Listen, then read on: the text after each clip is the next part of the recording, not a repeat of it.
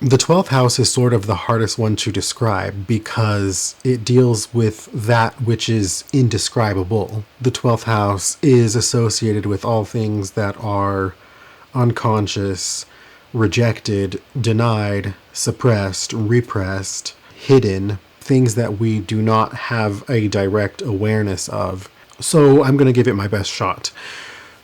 The way I've been thinking of it lately is it's sort of like the bottom half of the chart is associated with everything in your inner world, and the upper half of the chart is the outer world. The left side of your chart are things that are personal, and the right side of your chart are things that have to do with others. So that sort of pertains to self and other in relationship, and self and other when it comes to the world at large. So the 12th house is this unique thing because it is all the way on the left side of the chart, the same as the first house, which is something that is deeply personal. However, it is stepping outside of what is considered to be the inner world. So it is your connection to all that is, so to speak. So that's what we're getting at when we talk about how the 12th house is associated with a lack of boundaries. Because if the first house is things that you are identified with, therefore things that you consider to be part of yourself, and you are deeply attached to them, the 12th house is sort of like things that you do not directly identify with, however, you are still attached to, and they are still part of yourself. Or you could say where you are identifying with the world at large. So you will notice with a lot of 12th house dominant people that there is this inability to separate oneself from everything else. So that is, again, where you get this sort of lack of boundaries kind of energy. So whatever planets that you find there, or whatever sign that you see on that house cusp, is sort of like this simultaneously unconscious thing, as well as something that the person is deeply attached to at the same time.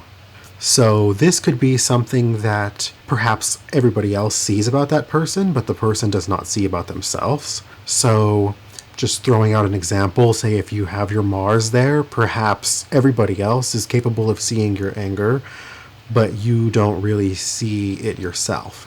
Now, this does not mean that you cannot become or be aware of what is in that house. It is just that that is not necessarily the default. And again, it is something that is attached to the outer world, so it is never going to be something that you truly identify with in the first house sense, where it is something that is mine separate of everything else. It will be something that is mine, or that I am attached to because of the outside world. So that's where you get these unconscious things, right? It is something that is obviously that person's. However, that person is going to feel like it comes from the outside.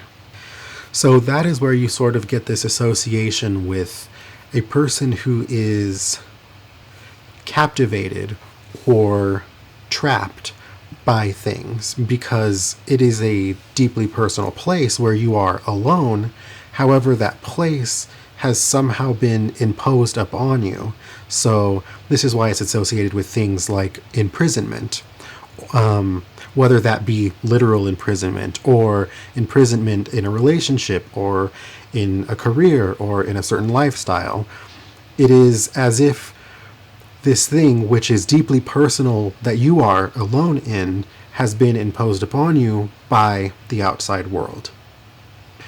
However, it goes the other way too. It could be you working with the outside world. So that's where you get the associations with people who work behind the scenes. Somebody who is not seen, however, the things that they're doing are connected to the world at large. So, of course, there are a lot of things that are associated with privacy, being alone, being hidden, because you are in the realm of the outside world. However, you are alone in that realm.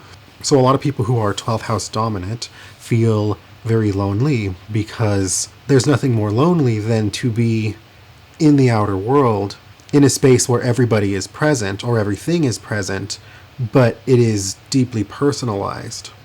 So like they say, it's more lonely to be in a room full of people and feel alone than it is to actually just be alone, right?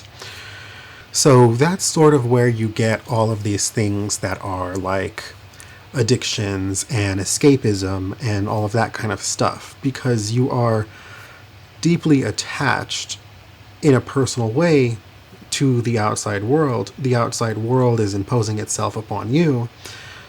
An addiction is something that has a hold on you, right? Your need to escape is because there is some sort of pressure that is external to yourself.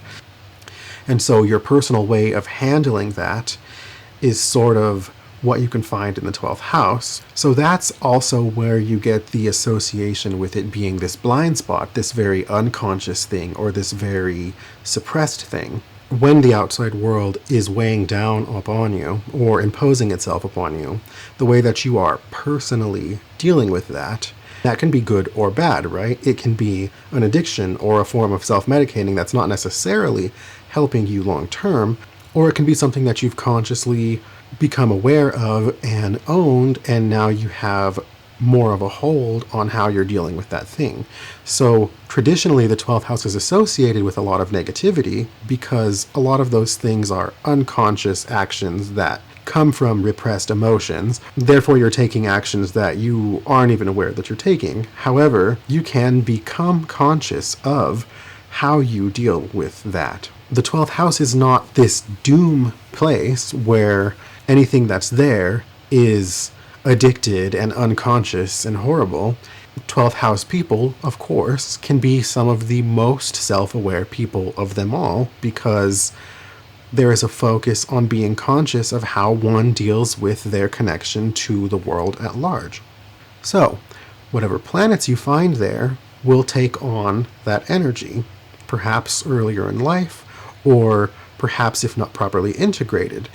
They can take on a pattern of unconsciousness where you are just sort of reacting, but so can things that are in the first house, because these are deeply personalized things that are not necessarily stepping outside of themselves so as to see an opposite perspective. That is just sort of the gist of the 12th house. We'll call it my 2026 interpretation.